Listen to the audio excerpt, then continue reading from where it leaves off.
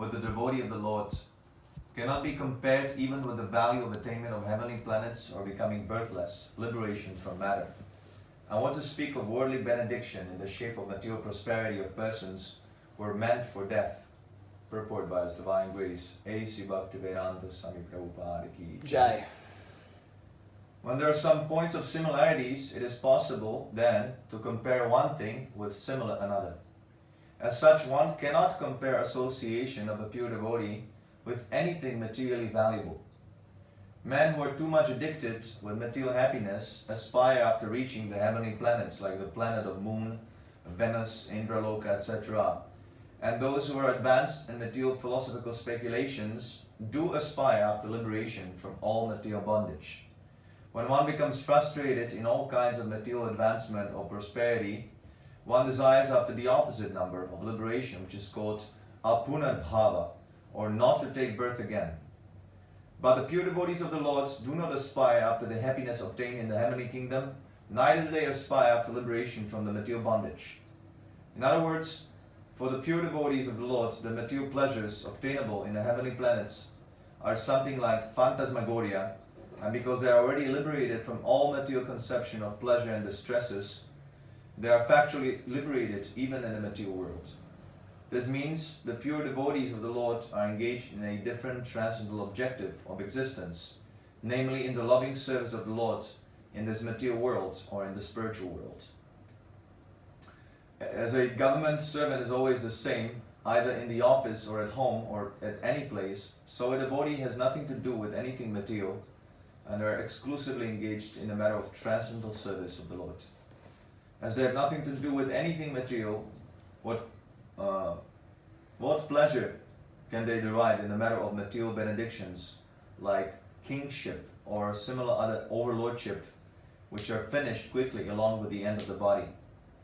Devotional service is eternal and it has no finishing because it is spiritual. Such transcendental engagement is eternal and is never to be finished. Therefore, the assets of a pure devotee being completely different from material assets, there is no question of comparison between the two. Sutta Goswami was a pure devotee of the Lord, and therefore his association for the rishis and the Naimisharanya engaged in further sacrificial activities is not comparable. Association of Sutta Goswami for the sage is unique. In the material world, association of the gross materialists is veritably condemned. The materialist is called Yoshit Samgi, or one who is much attached with material engagement of women and paraphernalia. Such attachment is conditioned because it drives away benedictions of life and prosperity. And just the opposite number is Bhagavat Samgi, or one who is always in the association of the Lord's name, form, qualities, etc. Such association is always desirable, it is worshipable, it is praiseworthy, and one may accept as the highest goal of life. Om Agyan Tirinandasya Gyanajana Shalakayam Chakshunanmaritam Yena Tasmai Shri Gurave Namaha. I was born in the darkness of ignorance, and my spiritual master, His Divine Grace, A.C. Bhaktivedanta Swami Prabhupada, has opened my darkened eyes with the torchlight of knowledge. I offer my humble obeisances unto His lotus feet. Jai Srila Prabhupada Ki Jai. So, this is a chapter describing the curse of Maharaj Parikshit. Maharaj Parikshit, the great emperor of this world, who lived 5,000 years ago, was cursed to die by a son of a Brahmin. This son of a Brahmin was an upstart. He was not a real Brahmin. In the previous ages,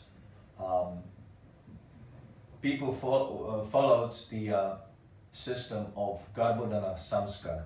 Garbhodana Samskara is a process of purification before the couple engages in procreation.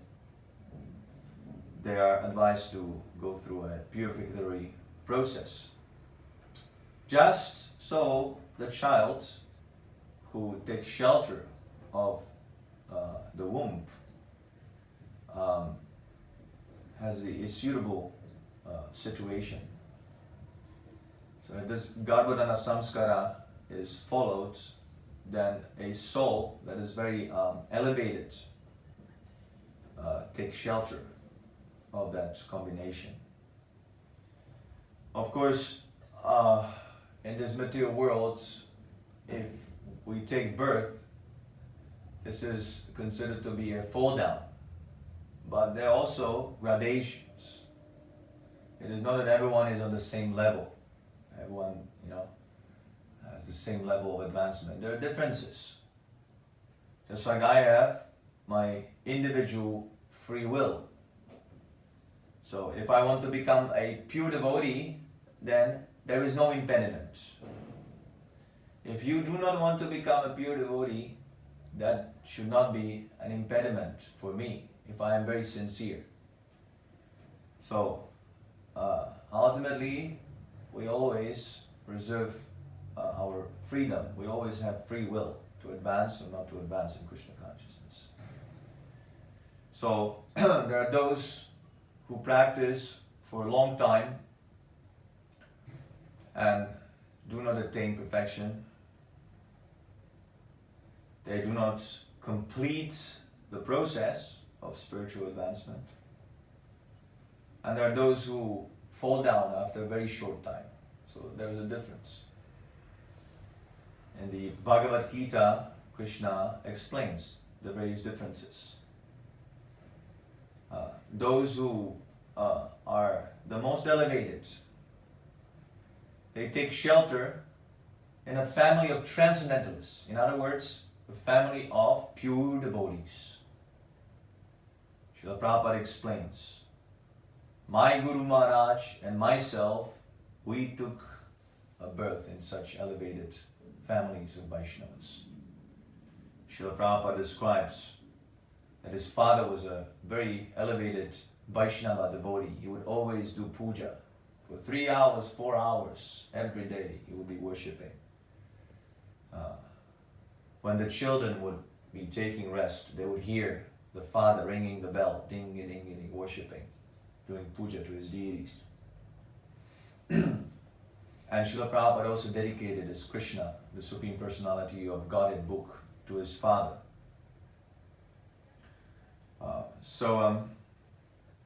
Similarly, Srila Bhaktivedanta Saraswati Thakur, he took birth in the Acharya family. His father, Srila Bhaktivedanta Thakur, is one of the Acharyas in the Gaudiya Vaishnava Sampradaya. So that is a very elevated birth. Little lower are those who take birth in the pious family. Srimatam Suchinam Gehe. Srimatam means opulent family, Vaishyas, those who have money. And Srimatam Suchinam. Suchinam means Suchi, clean, Brahminical, pious, religious family. Like that. So these are very elevated births. But out of those who take shelter in a devotee family, they have a very good opportunity to become perfect in that life. So anyway, in the previous ages, this Garbhodana Samskara was very strictly followed. In the higher castes, it was very strictly followed. When a husband and wife would want to procreate, they would announce, it would not be a secret, they would announce, now we will procreate, so there will be a feast, there will be a celebration. Not secretly. Why people engage in sex life secretly? Because it is illicit.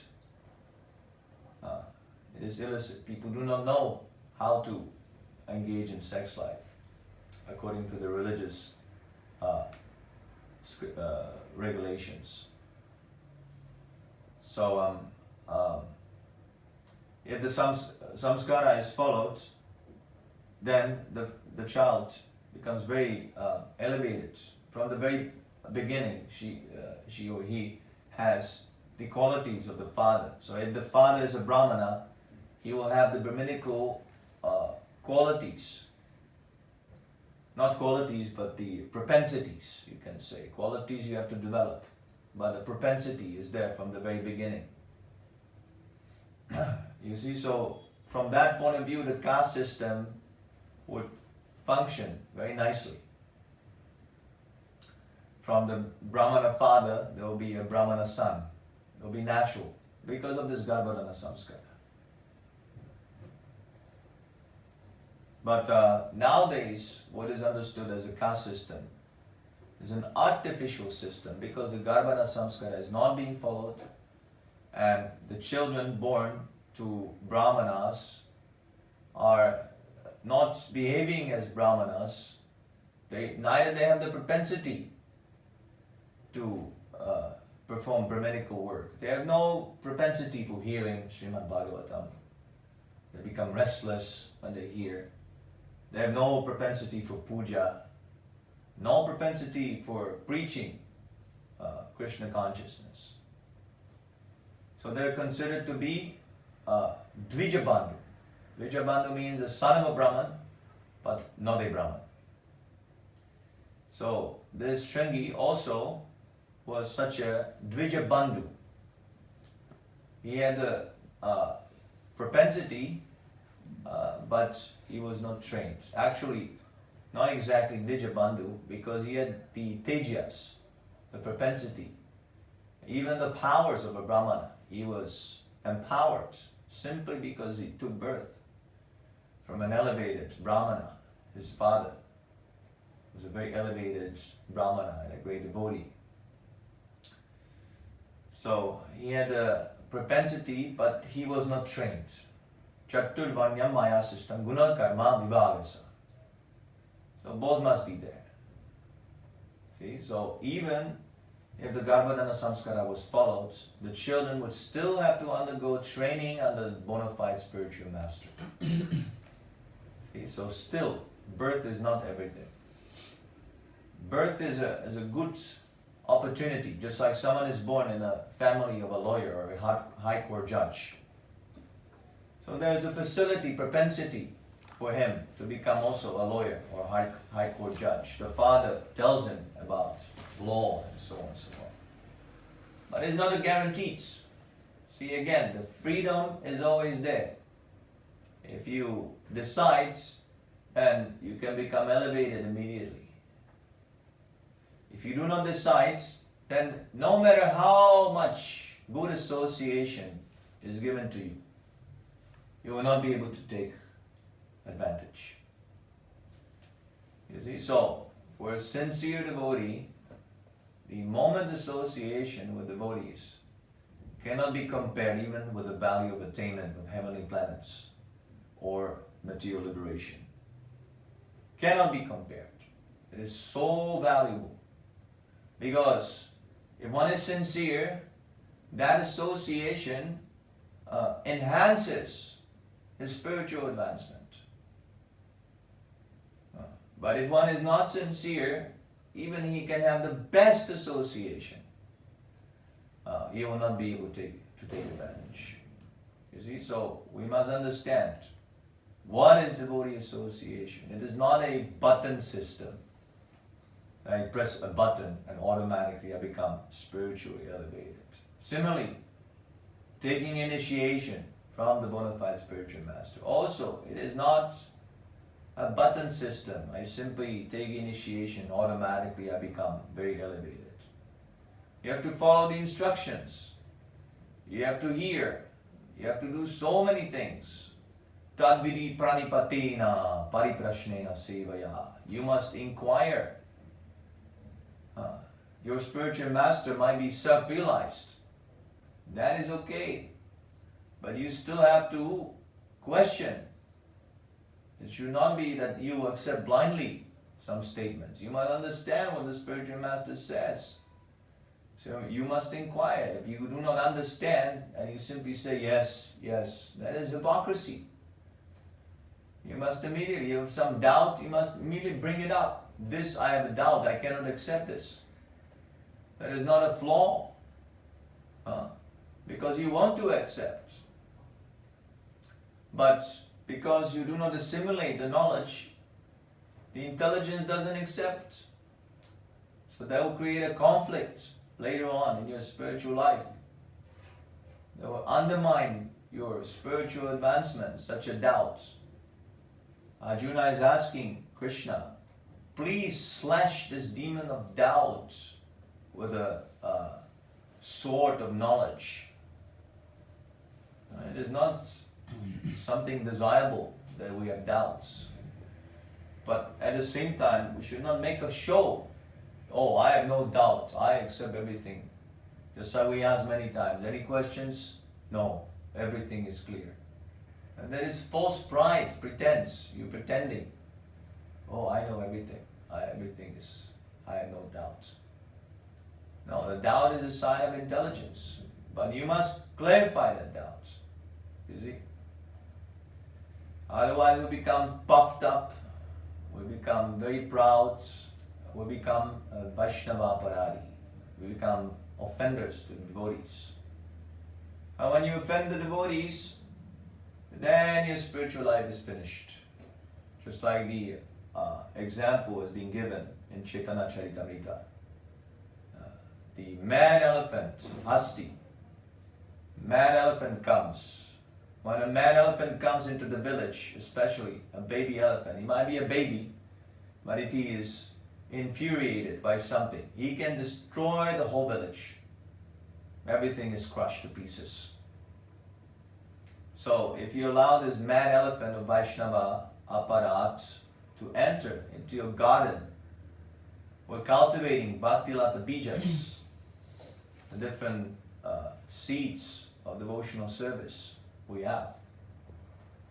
Then the mad elephant will uproot that seed. See, the plant might go through some struggle, right? When you do gardening, you might have the experience that sometimes the plant is a little dry or some struggling with this and that, not enough sun. But so long it is not uprooted, it's not lost yet, you can say it. But if it's uprooted, then you cannot revive. The soul leaves from that plant, then you have simply a body. That is useless, it deteriorates. So similarly, your spiritual life, if you uproot your Bhaktivedanta Bija, it might appear as spiritual life, but there is no soul. See, there is no spiritual life means spirit, spiritual life. How you establish your devotional paraphernalia, that is a detail.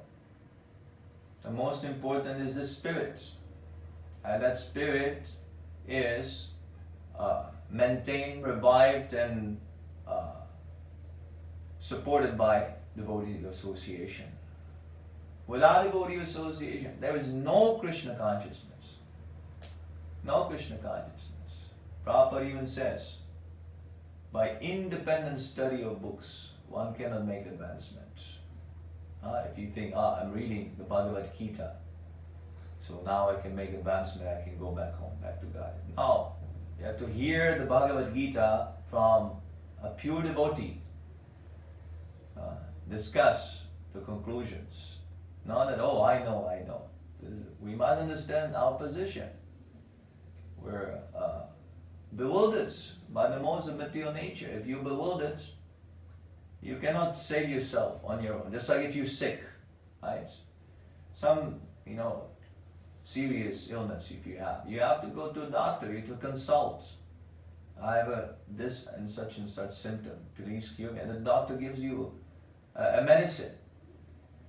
If you take medicine according to your whim, that is called intoxication. You become intoxicated. Similarly, if you are consulting the Shastra without the guidance of the Guru, then you become intoxicated by these instructions. That will cause your downfall. See? Just like Hitler also, he was studying the Vedas. But what was he studying? He was studying how to make an atom bomb. See, why we have atom bomb? Because Hitler, he wanted to construct a bomb that would destroy everyone. And the Americans, they stole it, and so on and so on. He didn't want to use it. But he was a rascal because he was the initiator of the idea. Oh, let me make some very dangerous weapon. And let me go. He sent his officers to Varanasi, and they stole some of the Vedas. And that's where they got the idea of atomic bomb. Because in the Vedas, there are descriptions of what is called the Brahmastra. Brahmastra was a very powerful weapon. You could destroy a very big tract of land by this Brahmastra. So there's some connection there, and some shlokas, some passage in the Vedas, the Germans, they used to get inspiration to construct the atomic bomb. So the results of the research, they were stolen by the Americans, and then the Americans, they have completed. And finally they dropped the bomb on Hiroshima and Nagasaki. That was a great calamity. It is still a calamity because now everyone has so many weapons, and it's simply a question of time when they start dropping them on people. Nobody knows. It's such an anxiety. Everyone is paranoid. When the war is going to start. Because the bombs are there. You might say, oh, it is peaceful, we're all night, but the bombs are there. And people are crazy. A conditioned soul has 4 defects. He makes mistakes. He has a tendency to cheat. He falls into illusion. And he has imperfect senses. I mentioned it? No, imperfect senses. You see, so he might be thinking, oh, he falls into illusion. Oh, the Russians are coming. He sees some cloud. He has an illusion that it's a spaceship. It's a rocket. So he presses the button. You see? Or he accidentally presses the button. The bomb button. Right? So the conditioned soul you can never trust. Unfortunately, this is the state of affairs. The conditioned souls are in charge. Such imperfect nonsense. At least if one becomes a devotee, he might be a conditioned soul, but if he follows the instructions of the bona fide spiritual master, he is liberated. Imperceptibly liberated. He can become a guru. A conditioned soul can become a guru. There's a group of devotees, they say a conditioned soul cannot become a guru. That is a nonsense. Nonsense number 1. Anyone who repeats the message as it is, he's a guru. He can be a child even.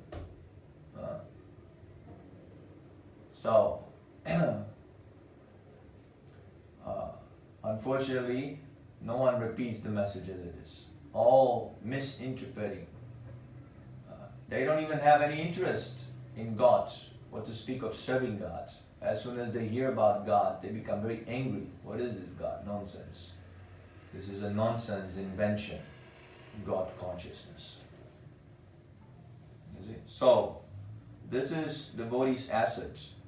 Association of pure devotees. This is his only asset. Those who are materialists, they're after the money and these temporary things. They're grabbing just like Ravan. Ravan wanted the energy of Ramachandra, Sita Devi. He was not interested in Ramachandra, or serving Ramachandra, worshipping Ramachandra, glorifying. He wanted to take the place of Ramachandra. And he wanted to enjoy his pleasure potency, Mother Sita. So he kidnapped.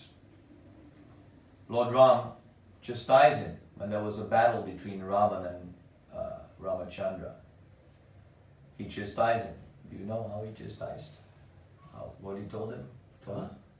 Rama told Raman very nicely. What did he tell him? Rama. He said, you are like a vile dog. That in the absence of master, you snatched the property of the master. Is he a coward? This is a coward. In the absence, you have taken. Not in my presence. In my presence, you would poo yourself. You can read this in Srimad Bhagavatam. So, these materialists, they're cowards. They must be cowards because they're situated on a temporary platform. Asat. That is why Lord Chaitanya says, Asat Sanga Tyag E Vaishnavacha. And one should give up the association of non-devotees because they're situated on the Asat platform, non-permanent. See, if you're on a non-permanent platform, you must be doubtful, you must be unsteady, you must be cowardly, you must be ignorant, and so on and so on. You must be in illusion also. So devotees are situated on the Sat platform of eternity. How? By discussing eternal subject matters of Krishna consciousness. Simply by giving all reception to these messages of Krishna consciousness from the scriptures, we're in the state of eternity. I gave this example a few times. I said that, let's say we die now. Let's say we die. There is no loss. Why? Because we will continue. That is guaranteed by Krishna. There is no loss or diminution. And even if he doesn't become complete in his Krishna consciousness, he will be attracted to the yoga principles even without searching for them. This is what Krishna says in the Bhagavad Gita. In his next life, he will become attracted to the yoga principles. So even if we die, we'll meet here again in this Bhagavatam class. We'll meet here again. Don't be afraid. This is the promise of Krishna. My devotee will never perish. He gives this promise. Declare to the world that my devotee will never perish. He tells Arjuna. You declare. Why he says? Because if Krishna says, they might be doubtful. Sometimes Krishna breaks his promise. For the service of his devotees, sometimes he breaks his promise. Sometimes he told Maharaj Yudhishthira to tell a lie. Maharaj Yudhishthira was renowned as a Dharmaraj, a perfect follower of Dharma. He would never lie in his life. But Krishna told him, now you must lie in a war, in the battlefield of Kurukshetra. Krishna was asking him, please tell a lie so we can defeat the other party. So Maharaj Yudhishthira, he refused. Then Krishna showed him the vision of hell. Oh, you're refusing to follow my order? Okay, there's a punishment. So sometimes Krishna breaks his promise. But when his devotee promises, that Krishna will make sure that the word of the devotee is being followed. See, provided he is a real devotee. You might give your word, but because you're not a devotee, that word will be broken. See, because he's not a devotee. But if he's a real devotee, if he gives his word, Krishna will make sure that his promise is being fulfilled. That is the secret. That is why we accept the bona fide spiritual master. Because whatever he says, even he might make a mistake. Krishna, he doesn't make mistake, but even for argument's sake, even if he makes mistake, Krishna will arrange the whole world so it is not a mistake anymore. This is the power of a pure devotee. So, those who do not understand the value of devotee association, they are attracted by these impermanent, whimsical desires. They are attracted to materialism. That is the only reason. Even Srila Prabhupada mentions that the materialists, they are afraid to associate with devotees. Why? Because in the association of devotees, they must ultimately give up their material sense gratification, their assets. They must give up, surrender. It comes automatically. If you hear, if you come, you sit down, you hear, you associate with us. The desire manifests automatically, even without you wanting. That desire will come. Why am I wasting time running after women and money and all these things? Let me stay here and be with these nice devotees and chant Hare Krishna and discuss Srimad Bhagavatam. So that is why they don't want to come. That is why they reject. No. Just like we say asat sanga tyak, they have another creed. Sat sanga tyak. Reject the association of devotees. They have that sort of commitment. Very determined. They'll avoid somehow or other not to come in contact with devotees. You see, so we should be compassionate. We should not take offense. Oh, he doesn't want to hang out with me. He's treating me as though I was some kind of an abominable stool. No. Trinarapi sunichena tarorapi saishnuna amani namaridena kirtanya sadahari. You must be more tolerant than a tree, more humble than a blade of grass. You give them respect. Yes, you're wonderful. Don't expect any respect for yourself. That is how you can keep on chanting, keep on preaching. Keep chanting, preaching, kirtanya sadahari. You can interchange chanting or preaching, the same thing. That's how you can go on preaching. But if you have to respect, if you have to praise, if you have the reputation, no kirtanya sadahari. It will be interrupted. You become also diverted by materialistic endeavors. So this Shringi, he was such a person that he did not understand the value of devotee association. Maharaj Parikshit was a very elevated king. He was ruling over the whole world and making sure that the Kali, the personality of Kali, doesn't infiltrate. Such a wonderful king, but he could not appreciate, blinded by his pride. Upstart. He would chastise Maharaj Parikshit. He had the audacity to chastise. He was chastising. You were a dog, you Kshatriya class, you dogs. You must serve under the Brahminical order. You have insulted my father. What is this? Very proud. Upstart. See? He had no right to chastise a pure devotee Maharaj Parikshit. But that is how we know who is a neophyte. A neophyte, he's chastising superior devotees. That means he's not a devotee. He is envious. A Vaishnava cannot be envious. Prabhupada says this. If you're still envious of your godbrothers, that means you have to take another birth.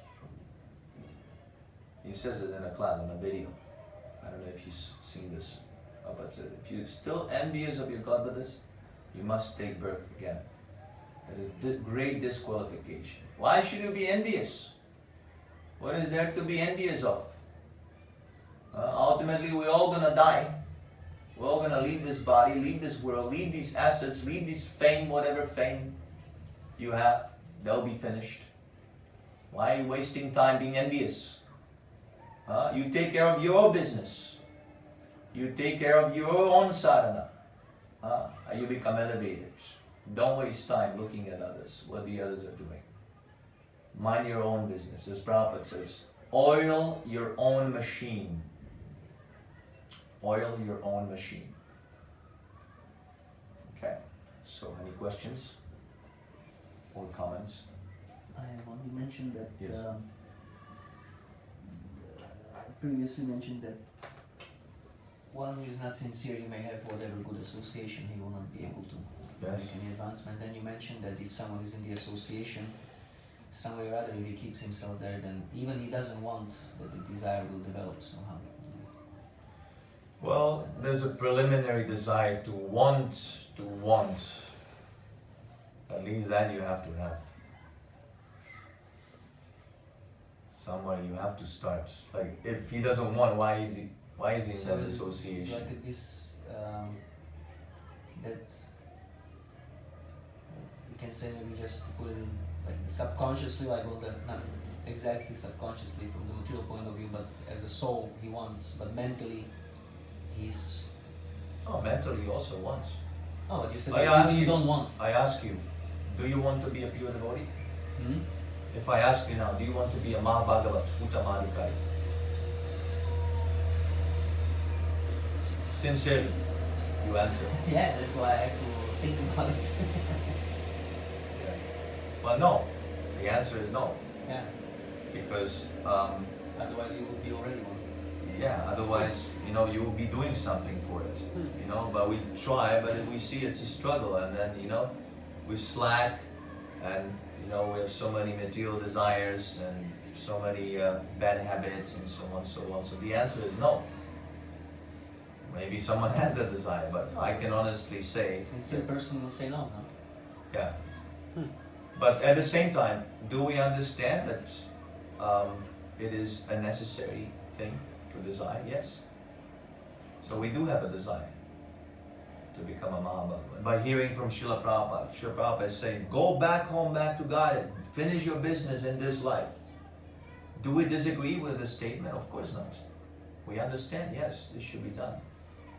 So by hearing and hearing and hearing, we will develop, that desire will increase more and more. It is not black and white, right? It's like the Bhaktivedanta bija is growing gradually. It's a gradual process. Ultimately, why would you hear? Yeah, exactly. If you don't have a desire, why are you there in that association in the first place? Well, just like all of you. To take over. Well, then that's the second case. That even he is in association, he's not able to take advantage. He's missing. He's not there. It's like someone is seeing Krishna and someone is seeing, wow, I can become a guru to these fools and exploit them. So you can be in the same place, but your vision changes. Prabhupada gives the example of a buck sitting on the throne of a king. The king is sitting on the throne, the bug is sitting on the throne. The king's consciousness is different, buck's consciousness is different. That is why it's called Krishna consciousness, a very subtle science. Simply because someone is wearing a tilak and kanti doesn't mean that he's Krishna conscious. Krishna conscious is an internal thing. And Prabhupada also said one should learn how to see the internal qualities of a pure devotee, nectar devotion, he says. Not externally looking.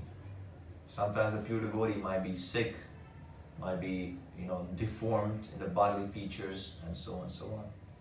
So one should, Prabhupada says, those who are overly attached to mundane caste, race, creed, and all these mundane designations, they're apt to judge a pure devotee on an external basis.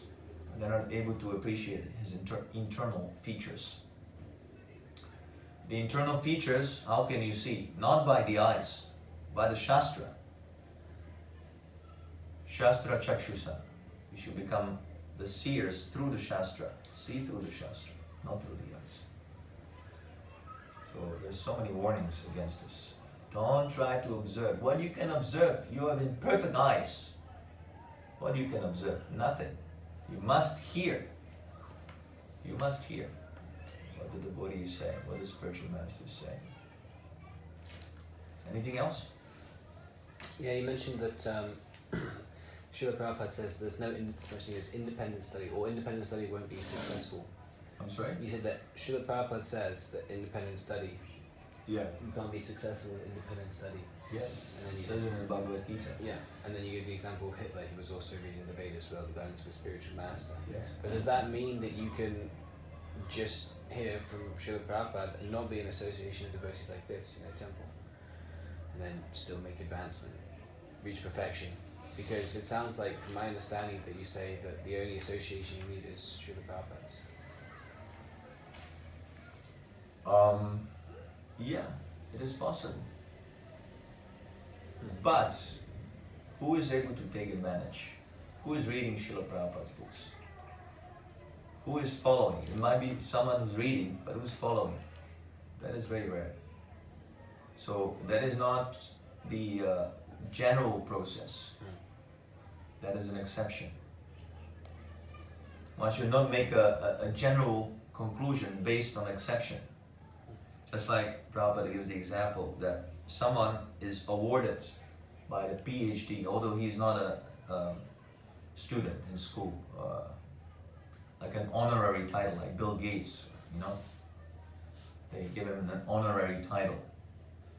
So that is possible. If someone is very exceptional, that is possible. But this is not a general principle, that now you advise students, don't go to school. This is not what you advise to the students. So even Srila Prabhupada said, you must associate with the devotees in the temple. Come to the association. Many devotees were asking initiation from Srila Prabhupada. It's in the letters. Prabhupada refused. No. You go and serve under the temple president, associate with the devotees. When I get the recommendation from these devotees, when you pass through the chain of disciplic succession, because these devotees are also part of the disciplic succession, then I will approve you as my disciple. It's not that Prabhupada is the last link to the disciplic succession. Anyone who follows Srila Prabhupada is also in the disciplic succession. And then, if you want to jump over, you learn something, and then you want to jump over, Srila Prabhupada is my guru, then you're an aparadi. You think? That is also there. Jumping over. Of course, if you have a strong connection with Srila Prabhupada, then there's no question of jumping over. You are not accepting anyone else. But if you are coming and you're learning, and then because of ambition, you reject the association or vilify that association, and then you become an offender in the name of taking shelter of Srila Prabhupada. If you taking shelter of Srila Prabhupada, still, you cannot do this. Disrespect the other devotees. So then you can chastise him, that you're jumping over. Prabhupada is my guru. You're jumping over. You're jumping over. Is it? People? Not sure. What is the difficulty? Understand? So you clarify. I really understand this. What? This last point you mentioned about this jumping over. What is not clear?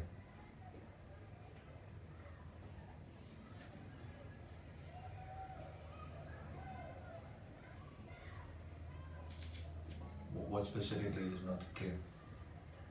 What is jumping over? Like, I don't understand. Okay, if, let's say, you learn something, and not completely, but little something, and then you yourself, you want to be a guru, prematurely, and as an excuse, you say that, I'm taking shelter of Srila Prabhupada. Yeah, this one I didn't understand about this shelter. I'm rejecting this devotee I learned from, and I take shelter of Srila Prabhupada directly in order to become a guru. That is called jumping over. You're jumping over. Just like, you have a ladder, the famous example. You climb up the ladder, and then you kick out the ladder, so nobody else can climb up. You follow? You learn from the devotee, so you took advantage. But in order for you not to have competitors, you vilify that What is personality. Vilify means blaspheme. Blaspheme. Vilify. So nobody else can learn from that person. So then you become the only person with the knowledge. But it means that provided let's say there is no flaw, but he just rejects the association because of some whim, and that is nonsense. That's jumping over. But if he rejects the association of the devotee because he is deviated or is, I don't know, something is wrong there, Mhm. then it's also jumping over, or is it like okay? Let's say there is something wrong, Yeah. I don't know. Let's say the association is talking Kancha, let's say, Mhm. or something, and he says, okay, I take shelter of Prabhupada, and I don't accept your association. Is also jumping over? It can be, yes. Still? But it can be also, Mm-hmm. yes. And how you can do? Well, it depends on why you want to reject, what you want to do. Depends. If you have an ambition, out of ambition you reject that association. That is always wrong. And unfortunately, that is the natural condition of people. They do have that ambition. Nobody wants to be guided. Prabhupada says the neophyte devotees, they're averse to hearing from authorities. Neophyte devotees, they don't want to hear anything. They want to enjoy, and the position of a guru is the perfect focus for such neophyte devotees, because they see, oh, he's enjoying, and I have to serve, and he's commanding, I'll become also. So that is why Lord Chaitanya says, you become a guru, but on my order, not on your own order. Self-made guru. You follow the instruction, you become guru automatically. But he wants to become a guru by killing his guru. That is a Mayavad. See, this is what it means, self-appointed. The guru already has something, he has built something, so you simply vilify, kill him, and take over his seat. So that is self-made guru. See? If you have a connection with Srila Prabhupada directly, then you do that. Why are you then coming to take advantage? That is a cheater. See? You have a connection with Prabhupada, so do it. Just like I started alone. I have also not started alone. I also learned from my godbrother. So much I have learned. So much. 99% I learned from my godbrother.